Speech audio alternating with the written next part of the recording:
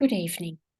Before we begin, I would like to acknowledge that we meet and we learn from each other tonight on country.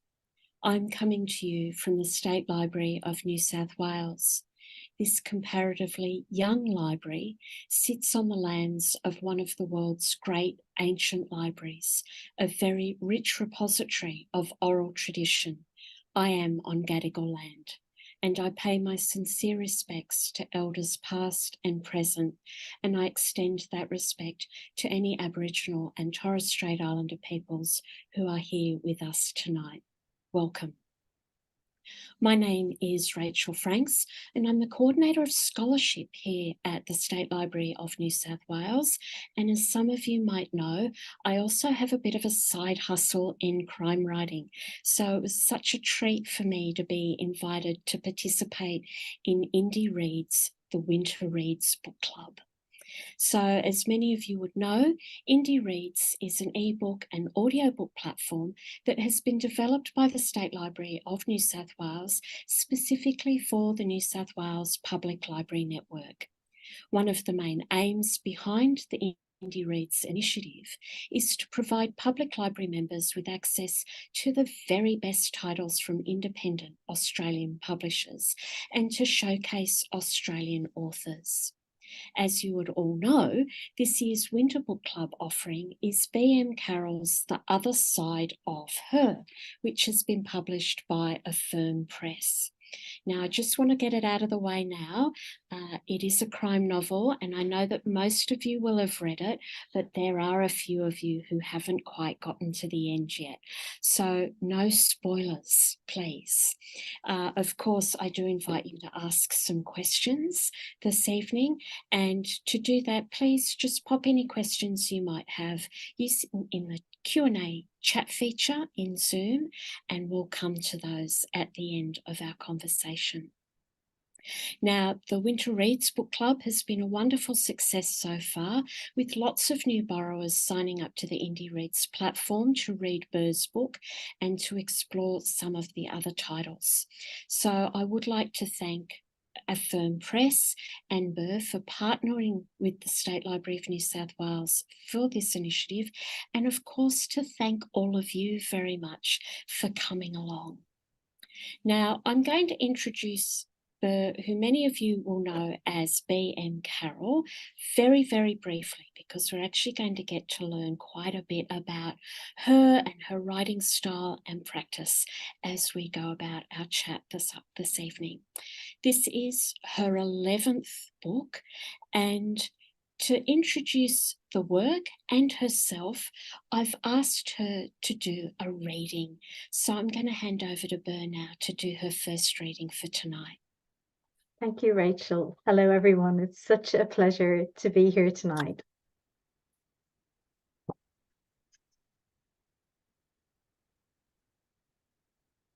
There's a saying in Ireland and some parts of England, I love your bones.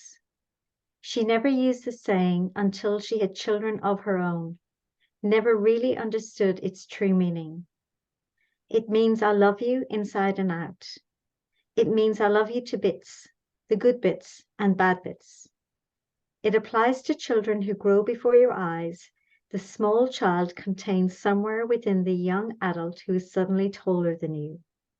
Children who exasperate 1 minute and delight the next, whose strengths and weaknesses are as achingly apparent as your own. A mother can see inside her kids, into the soul of them, all their talents, quirks, and potential, their flaws, insecurities, and darkness. I love your bones. I love every little thing that makes you who you are.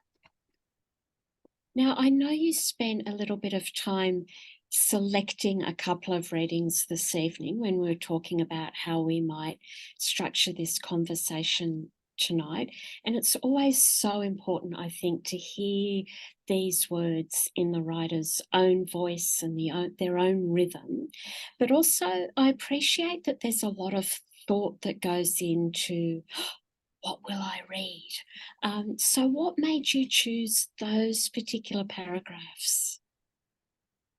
That's the opening to the book. the very first thing that the reader reads.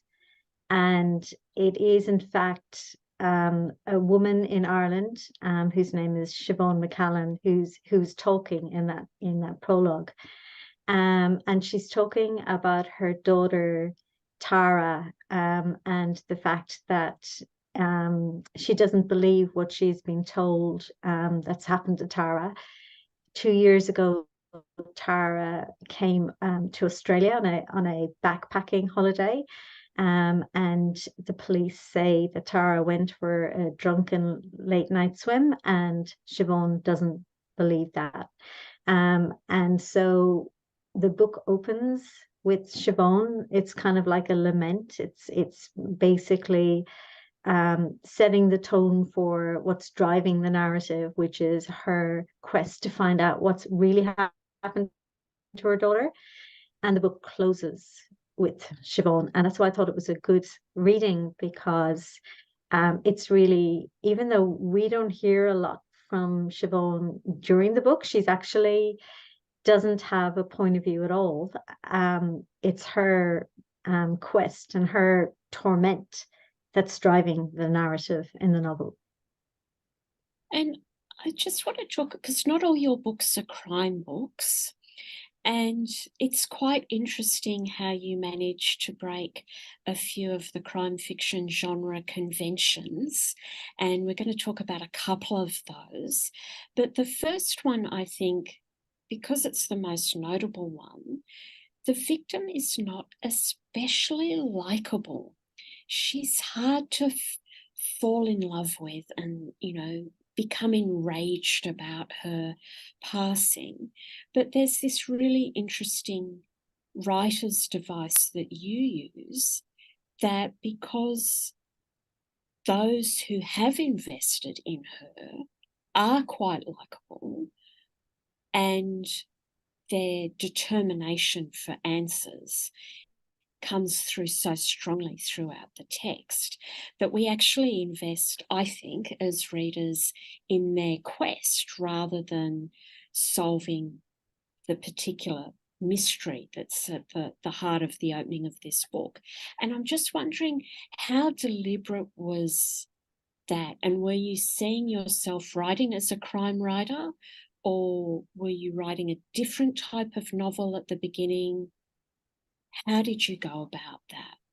I don't quite think of myself as a crime writer. My last novel was shortlisted for the Ned Kelly Best Crime Fiction, which was fantastic because it helped me in those steps to see myself as more of a crime writer. And I guess with many genres, they're quite vast. Crime goes all the way from cozy crime to hardcore prison crime and everything in between. And I definitely see myself on the softer end of that. And so I don't know what the conventions are. I do remember reading Benjamin Stevens' novel last year, Everyone in My Family Has Killed Someone. And he explained quite a lot of rules about crime writing, and it was an eye-opener for me. I was like, oh, okay. But having said that, Tara, some people say she's not likable, but to me, I have great affection for her, because in my eyes, she is just a young person, and she is a young, unsophisticated person who hasn't read the fine print of her job offer in Australia. And in her mind, she's coming to Australia. It's an exciting place. And she quickly discovers that, she's working in a home that's outside Morisset, that's outside Newcastle, that's outside Sydney, whereas she sort of envisaged herself in Bondi Beach. And yes, that was all in the job offer, but she didn't, read the fine print, as many young people don't. They have this very romantic notion of travel. And also she's just 19 years old. It's her first trip away from home. And in some ways she kind of reflects me in that regard. She has taken on a job minding a young child, and quite a difficult young child, very lovable, but quite difficult. Most 19-year-olds, that's boring work. It's boring work, and it's hard work, and it's hard work even for parents. So I would have been a terrible au pair at 19. I would have been terrible at Tara's job. So I think a lot of people read it and they go, oh my God, she's really bad, really bad at this job, and she's not very likable. But to me, she's just young. She's got a lot of growing up to do, and a lot of learning to do. And she would have grown into herself had she been given the chance. And I'm sure all of us are guilty of not reading the fine print at one point or another. 100%, especially when you're young, you have a very romantic notion, I guess, of travel and work. Um, and sometimes when you combine the two, the realities of work, are hard to combine with that adventure that you're meant to be having. Another convention that you challenge, if you're thinking about more traditional crime fiction, is the idea of the series.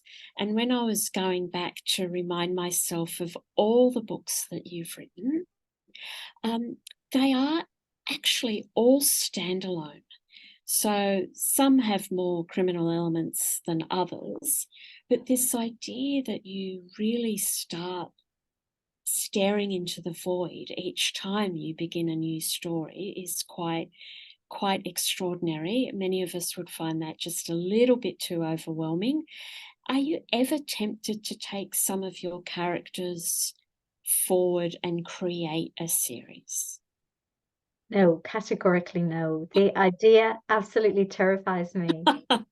So it's funny because you say the idea of sitting down with a book read and new characters is scary. To me, it's scary having written 100,000 words about a character and then have to come up with another 100,000 words in another story.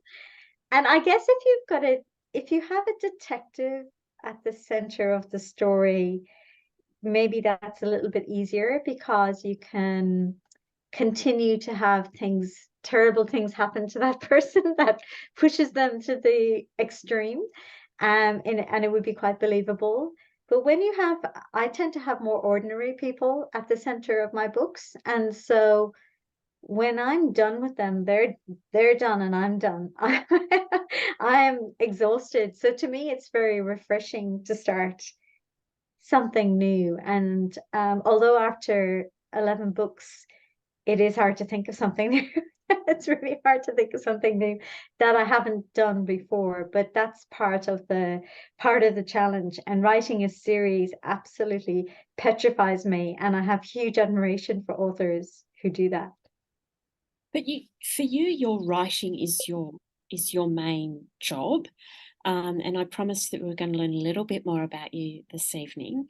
So there's age-old advice that we should write about what we know. And especially for people who do dabble in crime, we like to think that our authors don't actually know firsthand about bumping people off, even if we do it very neatly. But the professions that we hold as we come to a keyboard do influence our work. And we see that some good examples that I was thinking about over the last couple of weeks were, so Barry Maitland, who's a fabulous writer, but came to his writing with a background of being an architect, spending his career trying to make buildings not leak, as he said in one interview. And then you have some people like P.M. Newton, who was a copper in the New South Wales Police, and so potentially, a segue into crime writing was a bit more straightforward. But how does someone from an IT finance manager background become a novelist? And how does that quite strict corporate environment influence the stories that you choose to tell and how you tell them? Well, to answer the first question, my transition was through writing a book that pretty much reflected my job at the time. And when that book was published, I think half the people who bought the book were my ex-colleagues to see if they were good. So it was about a corporate fraud in a multinational IT company, where the finance manager had just moved from Ireland to Sydney. So it sounds very familiar, and it was really me, even though I completely denied it at the time. And I learned after that first novel not to base books on myself. It's a bad idea. Um, but so in many ways, that was at the time, I was very inspired by my working environment. I thought it was a very interesting environment. And I do think offices are. I think that they bring people together from all walks of life who normally would have nothing to do with one another, and they're thrown together for 8, 9, 10 hours a day. Sometimes in my case, we worked overnight. If we had a deadline, we would actually work through the night. So, you're spending a lot of time with people. You really get to know them. And also you kind of get to see the facade that people put on at work. So I do find the workplace very interesting, in terms of providing characters, and in terms of seeing how people interact. Um, and even today, even though it's 20 odd years since my first novel was published, and since I've, worked in that environment, I still kind of carry through some things. I am very interested in people's careers.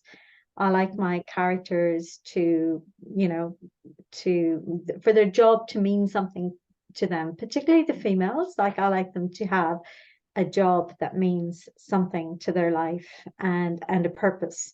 And I also, so in this novel, for instance, that juggle that. So Tara's former employers are Mia and Ryan, and Mia is attempting to return into the corporate world after a break, after quite a long break with her son. And so she's trying to juggle home life and a new job. And I can write about that with authenticity, because I've done that at various times in my life. And it is a very fraught time in your life when you're trying to hold down a busy job, and you're trying to keep your household running at the same time. And that kind of the fact that I could understand Mia in this novel, who is Tara's employer, but I could also understand Tara, because Tara is like a younger me. So before I had the corporate job, before everything, I could understand the friction between the two. So that's a long way of answering, but I think that wherever we come from, we bring it into our work. And one thing I would say is, I think you're a better writer from having come from somewhere. That if you've come out of school or university and gone straight into writing and not worked anywhere, you're missing out on that kind of, I guess, that view of life and cross section of life, and seeing how people interact and what they do. And be that in an office or in a bar or in some other kind, or in a warehouse, no matter where you are, you learn things about people through that process that is very useful in writing. And also, I'm just thinking about the discipline of writing, and it is work, and it's often Yeah. really hard work. And you just mentioned then, this idea of, on a deadline in a major global corporation and working through the night. Does that discipline carry forward? Do you draw on that to meet your writing deadlines? Do you have a Yes. happy I've editor? never, yeah, I've never missed a writing deadline, because I'm like, this is an easy deadline. Why would I miss this deadline? So I would never miss a deadline. Yeah, that would be in my DNA. And I'm quite good in terms of making myself sit down and work for a number of hours. You can't really always control the quality of work that comes out the other end. But I do make myself sit down and do it. But one thing I don't do that most people, when they hear that I was an accountant, they assume that I'm a master planner and that I have spreadsheets happening and a big convoluted plan. I don't plan. And as soon as I try to plan, my brain shuts down and I become an accountant and I can't think of anything creative. I can't, it's kind of like that part of my brain, doesn't work when it comes to writing. It has to be free flow, it has to come. That's really fascinating. That surprises me a lot Yeah, because it surprises a lot of people, especially this when is they not read a this novel, because it does look like it's been planned. yeah, absolutely. And this one, so no spoiler alerts. I promised I wasn't going to give anything away, but there are so many threads in this book, and each thread obviously, converges at appropriately timed points, but each thread is also incredibly strong and consistent. And I was picturing almost a police-esque murder board with, plot lines and timelines and bits of evidence and all those sorts of things, to keep it straight in your own mind. So I'm really shocked I that you. know a lot of people are shocked, but most writers I know don't plan. It's it's more, there are some who do, but the ones I know really well don't. And I think it's also I am quite left-brained. I was an accountant, so I feel I've got a good handle on those threads. I don't need to write it down. As soon as I write it down, I feel under pressure to make something happen instead of the story telling me what's going to happen. You know how it's going to end? No, I didn't know how this was going to end. And with all my novels, I have, I do go through, some period of pure and utter panic. I think I've written so many thousand words and I don't know where this is going and I don't know how it ends. Um, but it is wonderful when you figure out how it ends because then it feels more authentic. Okay. It's an ending that has come from the story, not from something that I planned in my head and, So potentially forced. less contrived, but Yeah, it is definitely less contrived. And I think it helps with this genre in some regards not to know the ending because you can't be accused then of, people saying, oh, well, I knew in page 2 what was going to happen because I didn't know in page 2 what was going to happen. And so it does take, wonderful turns. Now, having said that, sometimes, very often, I do wish I did plan when I have to rewrite everything. And yeah, although because the didn't, editing would be complicated. yeah, this book, I didn't have to rewrite everything. It all came out very seamlessly. Well, it absolutely terrifies me, that concept of not planning. I have to know where I'm going. I have to have a really clear map. Otherwise, I'm just going to get lost and end up in Liquorland or something. So I admire the fact that you can trust your characters enough to let them do their own thing for a little while until you come in and control them at the end. I think it's also trusting your creativity and your muse because there's a lot about writing that you can't explain, that Yeah. you really just don't know where it's come from or how it's happened, or it's in a subconscious part of your mind and it's hard to explain. And I guess not planning allows you to tap into that subconscious part of your mind and see what's there. It's still very scary for people playing along at home. A loose outline might make it slightly less confronting if you're setting down to write your own book. But you do some research, and I'd like to talk a little bit about that now. And place is particularly important to you. And in this novel and across many of your works, quite a few of your characters have, not very surprisingly, I'm sure, but very strong ties to Ireland. And we've talked about writing what you know. And I'm just wondering if writing these characters makes the writing of place easier, or is there another motivation behind it? Is it actually helping you stay more connected to home as a writer in Australia? I think I started out with the latter. I started out with that Irish connection because it did connect me to home, and because I did see myself then as kind of an imposter in this country, new to the country. Um, and and my early novels, they were largely Irish people who came to Australia for one reason or another, and it was looking at why and what happened. What pulled them over here, or what drove them back, one of the two. But as the novels have gone on, there were a few in the middle where there were no Irish characters. And now I've lived here longer than what I lived in Ireland. So now I'm giving my age away. But I've lived in Australia longer than what I lived in Ireland. So now they have, I guess, cameo roles. So for instance, with this novel with Tara, um, I could just see her.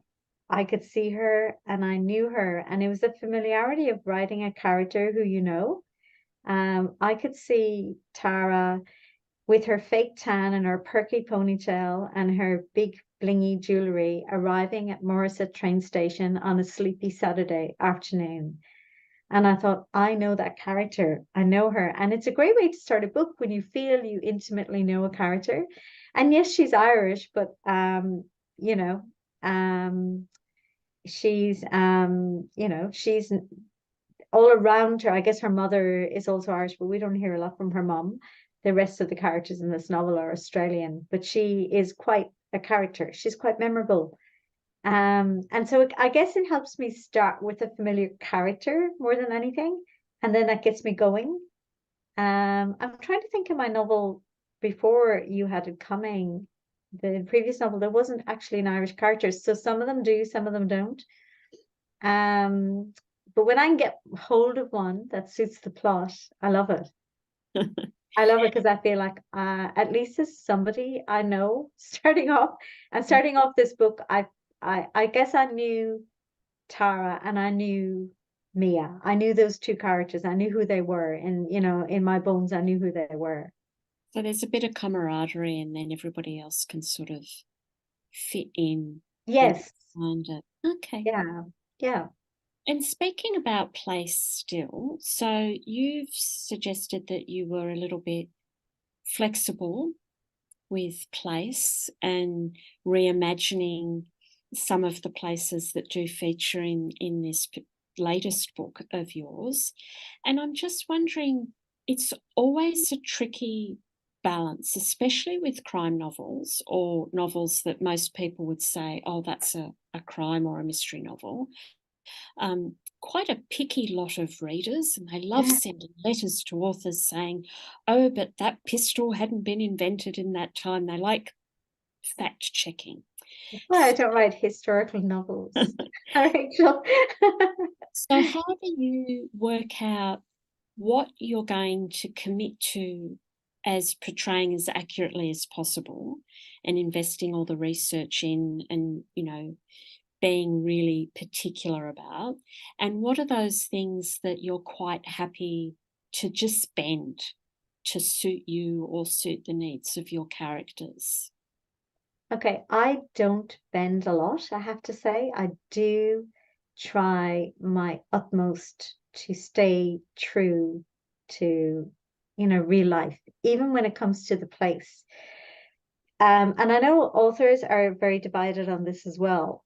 Many authors really rely on a fictional place because they don't want to be held to account for where things are located, and also for how people from that particular place will receive the novel.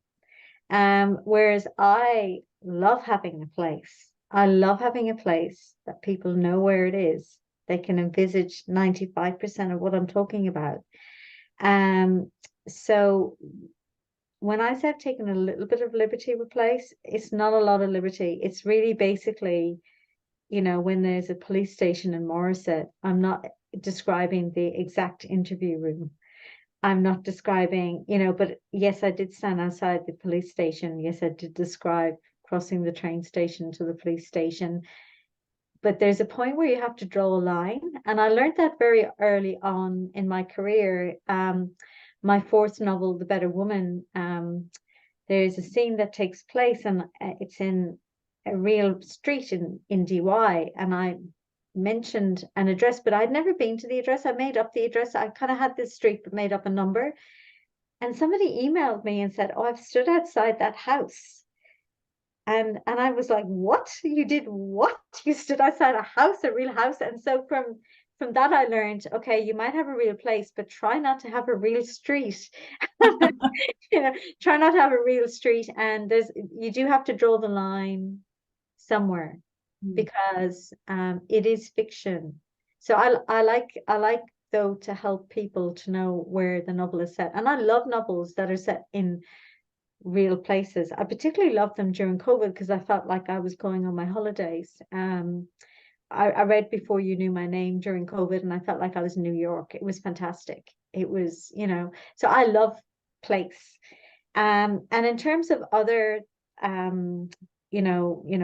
things, for instance, in this novel, there's things that happen towards the end of the novel, and I always try my absolute hardest to get it as accurate as I can. But sometimes you do end up in a difficult position. In this particular case, I had a police prosecutor disagreeing with a criminal lawyer about what would happen. And actually I've discovered they often disagree, because of course they do, because they see it differently. So you kind of have to say, okay, who am I going with here? But I've tried my best to, get it as real as I can. I do remember the criminal lawyer saying to me, just do it, because on CSI and all those shows, it's all completely wrong anyway. This is actually quite accurate.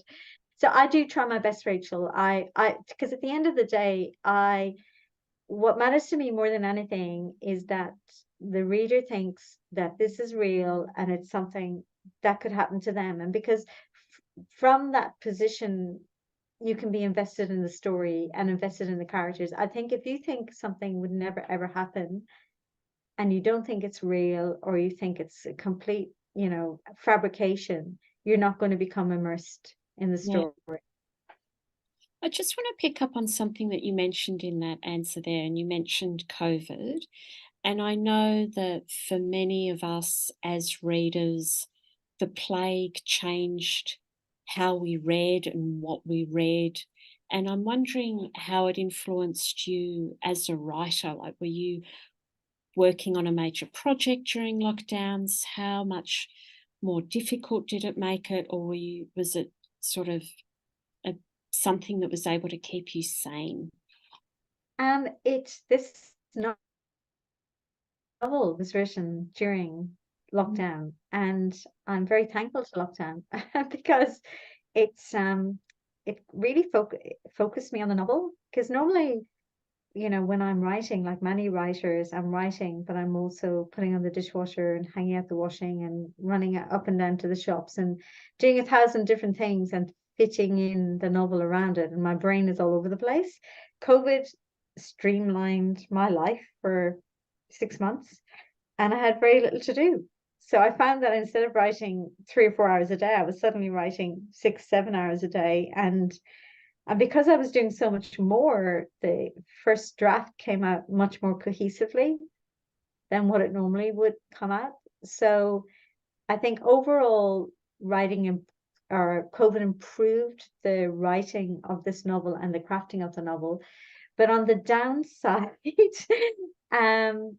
while I was writing this, I had two novels that came out concurrently in different years during COVID, Who We Were in 2020 and You Had It Coming in 2021. And the downside of that was not being able to go into bookshops and not being able to meet readers and not being able to do events for essentially 2 years. And that was so devastating. It's so not exciting to launch a book from home.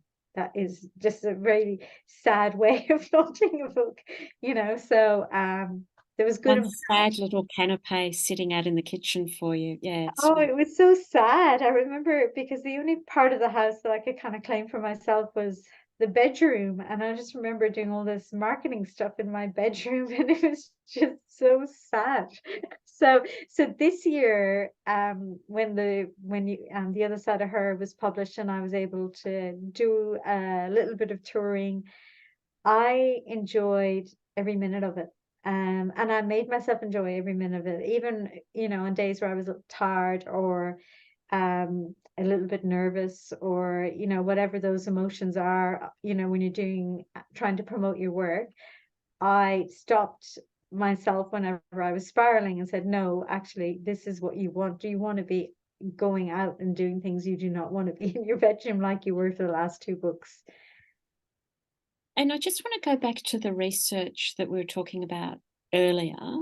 So, with your corporate background and obviously researching and problem solving for quite long days in that world, how do you go about researching these books, especially the crime ones? I mean, you mentioned that you've been talking to people that work in, law enforcement or at least the criminal justice system. What other types of things do you do to familiarize yourself with the types of scenes that you're writing? And because of my scenes are not, again, it's that whole thing where you are in that spectrum of crime. Mm. I'm not at that high end of the spectrum, where there's lots of crime scenes. But there is some books require a lot of research and some books don't. So this particular book, there was some legal aspects, there were some police aspects, there were some place aspects, but really overall it was very light on research. The book before that, You Had It Coming, was literally nearly killed me. I could not write a single word without researching something. It was a very legal book. It was based on a historical court case. There was a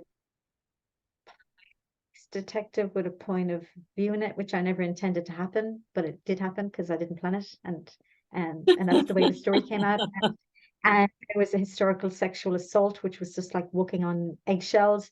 And I felt like I couldn't write a single word of that novel without resorting to research, or without checking with somebody. So some books are easier than others. And that's one thing I've learned. I think after 11 books, some books are easier than others. Some books happen quicker, some books are more cohesive, some require editing, some don't really require that much editing. This book was an easier book, but the one I'm currently working on hasn't been easy. So that's just the way it happens. But so I do have a criminal lawyer who I call up quite a bit, or I send him emails. He's really, really busy. And I have to really be careful how many questions I ask him, because I always get the impression I'm annoying him. And I have a few police officers that I can call, but again, they're busy people with real jobs. And when I'm calling them with my fictional questions, I really have to know my shit before I call them. Sorry, I shouldn't have said that word in my, but I do have to know what I'm doing before I call, because they don't have all the time in the world. So naturally, I do a lot of research online, and there's a lot of information that you can access online. You can, type anything. Sometimes I'll go into court if I have to try and figure out what's being said. Sometimes it's helpful to be just in there at a different case, listening to the lingo, even though it's nothing to do with what you're writing. It helps you get it, get a Yeah, good feel for what's language said. is so important. Yeah, that's Yeah. interesting. So everything I can do, but it varies from book to book, quite dramatically. Now, I have one more question that I really want to ask you, and I'm going to try and ask it very, very carefully because I have committed to giving nothing away. But it is interesting because you've touched on this a few times already about how your book, if it is a crime novel, it's more at the cozier end of the spectrum than sort of the really hard noir end. And also, it's kind of interesting because there are many crossovers between crime fiction and true crime, even though a lot of readers who are very happy reading crime fiction will never read true crime or never deliberately seek out full-length true crime works. You know, they'll watch the 6 o'clock news and kind of call it done.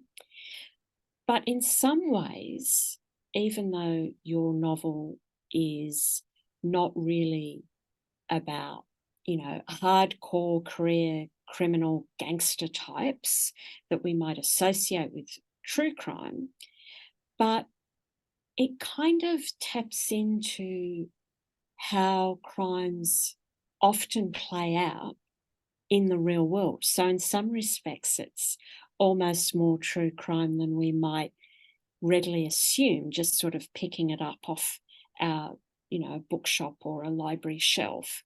And it's kind of interesting. I was thinking about Stephen Cannell during the week, and he has this great summary of no matter how much effort we put into the motivation of our characters and why they do bad things, he summarizes it all as people do bad things for 3 reasons: for love, for money, or to cover up another crime.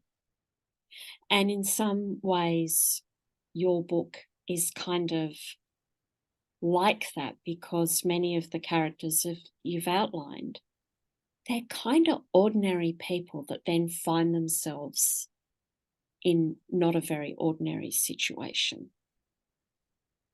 So Yes, I'm just wondering if you'd like to comment on that a little bit. I 100% agree that that's what most crimes are, except for your gangland crimes. They're ordinary people who do things.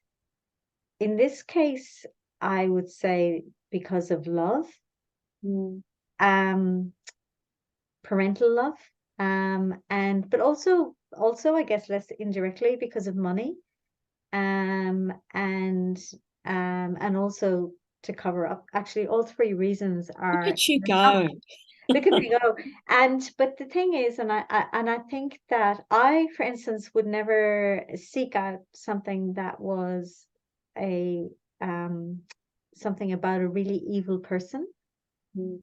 um, because I'm not interested in really evil people.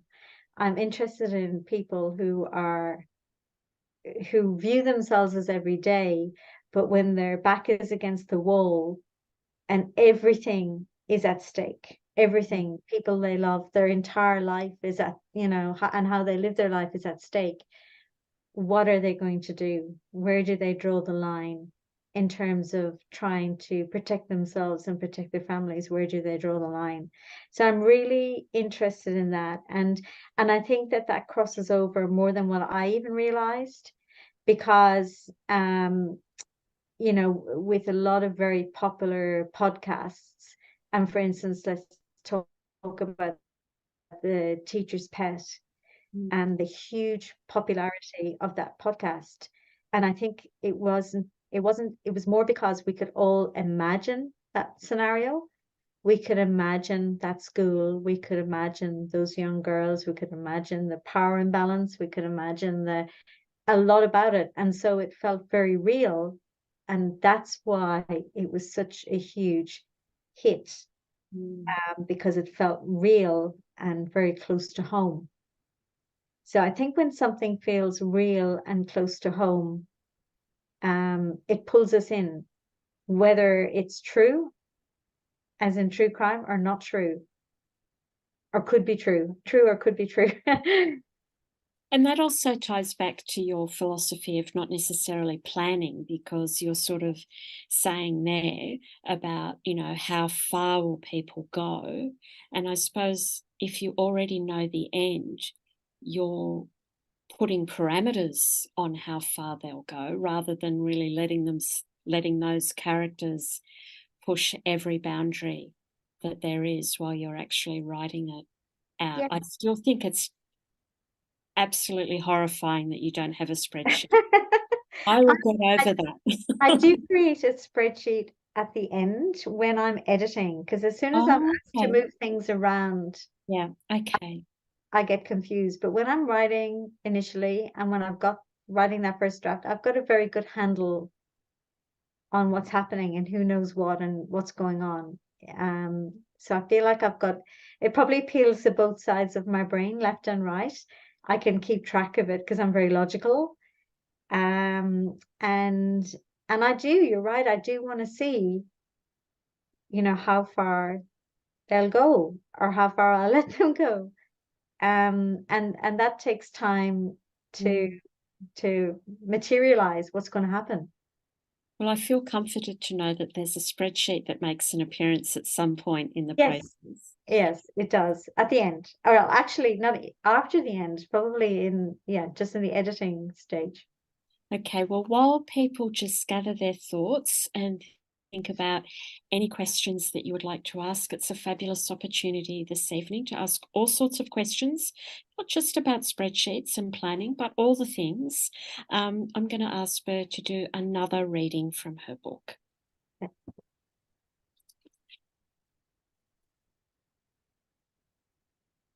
Okay, this reading is Ryan and Mia having a discussion, and they have just found out about a $1 million reward that Tara's mother has raised for information on her daughter. Ryan assesses his wife.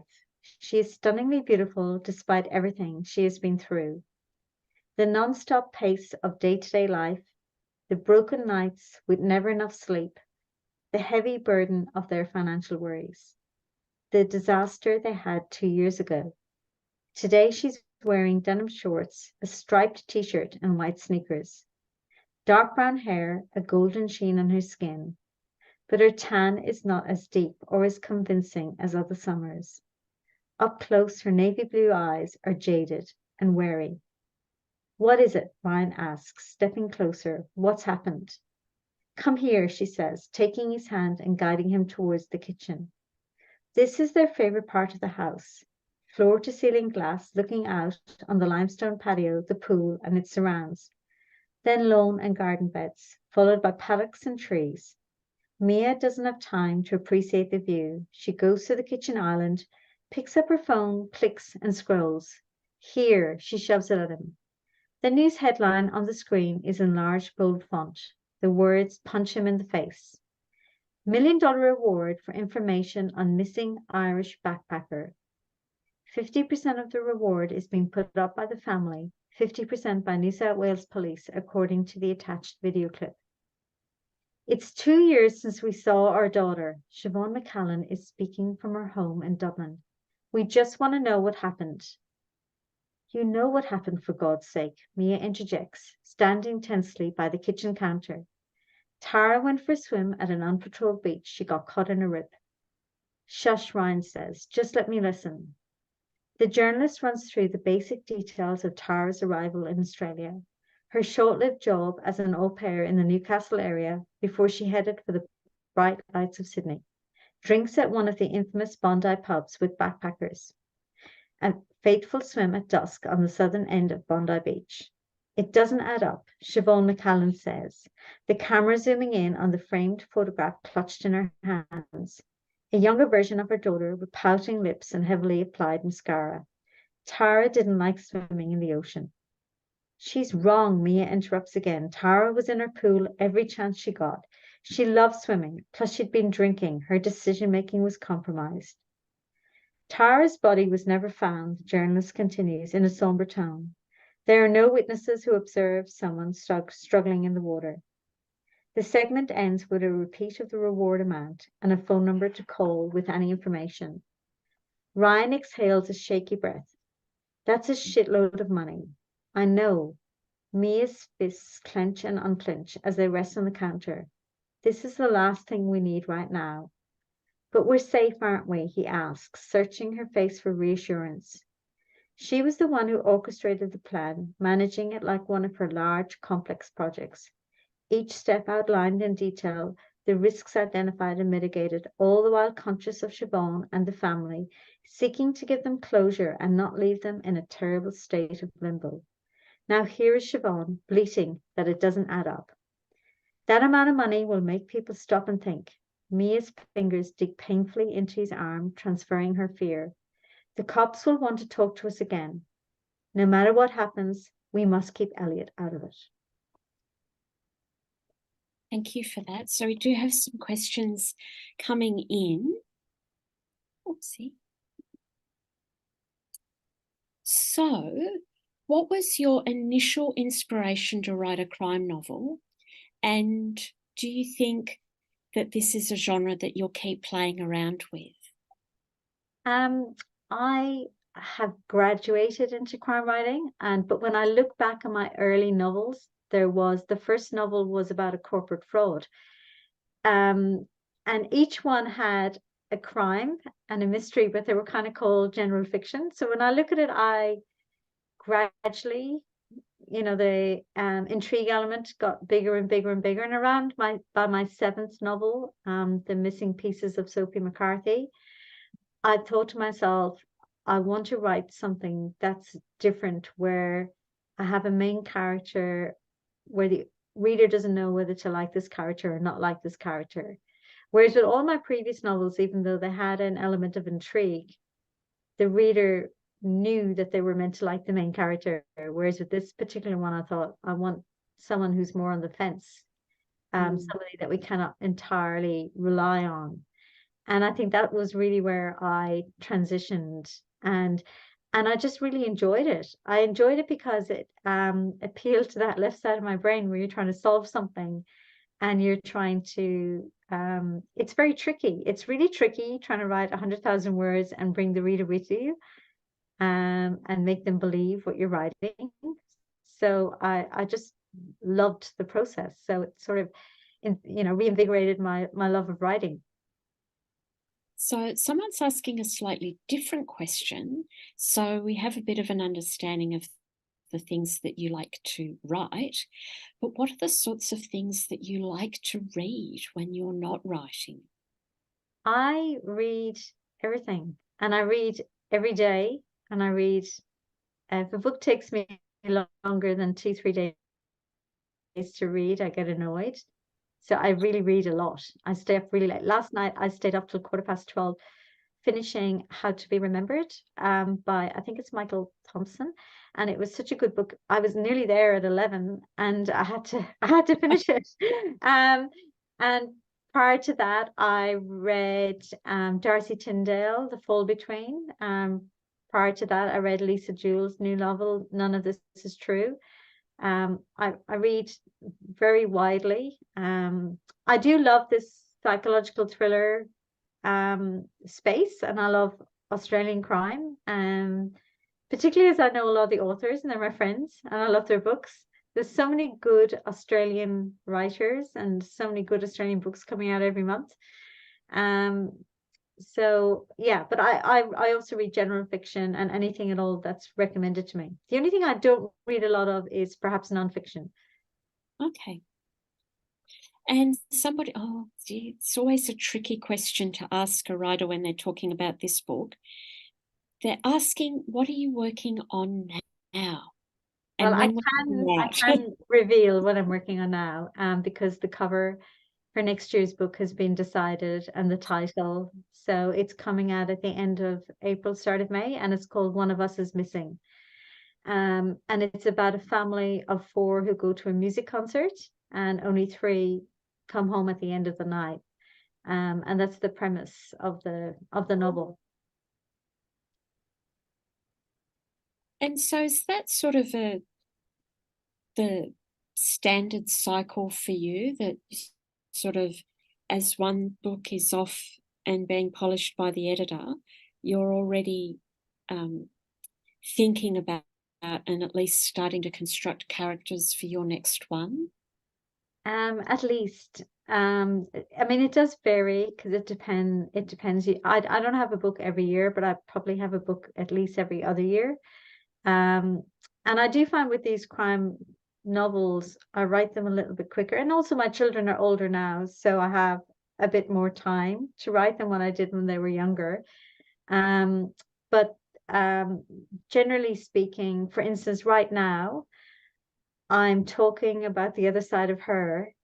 I've just finished an enormous edit on One of Us is Missing, but I'm thinking about the novel that I left behind before I started the edit, which is about 25,000 words written, and I don't know where it's going. And I'm at that mild panic stage, Rachel, where I should have a plan.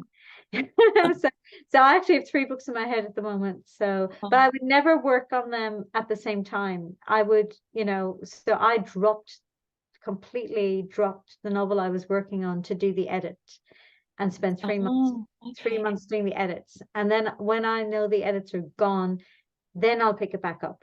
But I would never do a little bit of editing and a little bit of writing. It's a completely different side of the brain for me anyway. They need to happen, they need a very firm line between the two. Yeah, but That was a real Peter Corris thing. He'd write, a Cliff Hardy novel in the morning, then he'd have lunch, and then he'd sort of write something else in the afternoon, and sort of like. I'm fascinated with writers who can do that. I think if I could do that, I'd be a lot more productive. It would be really good, but I can't do that. But I suppose at least I can do what I do. I can spend a few months on a book and then put it down while I go back to edit another book, and pick it up again. And that's a big ask.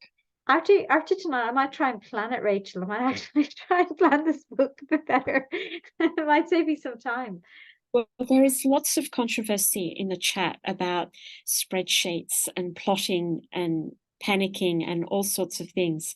So, people are saying that it's quite amazing, the authors who use spreadsheets and logical sequencing that way, and then people sort of commenting about authors who might just sort of have a few post-it notes desperately clinging on to a board or something to give them some ideas and some basic structure. But if you can keep it in your head, I mean, it's book 11. It's obviously working. People are enjoying. I hope so. And I am enjoying it. As soon as I try to pin it down, I lose my muse. I can't explain it. As soon as I try and pin it down, I can't write. I can't write it. I have no interest in writing it if I know what's going to happen or think I know what's going to happen even. In fact, I can't even think what might happen. Like if I sat down with a plan, and I've done this a few times, I've sat down and I said, okay, what's going to happen? And like 2 hours later, I'm like going, I can't think of a single thing. Whereas if I just start with an empty page, I'll just start typing and who knows what will happen. So I need to be typing to get ideas. Who knew that the blank page could be terrifying and inspirational in equal measure? Yes, that's a good way of putting it. And that, unfortunately, is actually all we have time for this evening. So please join me in thanking the very fabulous M Carroll, Affirm Press, and the team at indyreads here at the State Library of New South Wales for pulling it all together. So if you haven't finished reading it, please do. It is as they say in the trade, a page turner. So, and of course, there are heaps more titles, and now we all know we just have to wait until April/May for Burr's next book, which we'll see in libraries and bookshops soon. So until then, keep reading and stay safe, and thank you very much for your company tonight. It's been lovely to have you. Thanks, Burr. Thank you, Rachel. Thanks, everyone.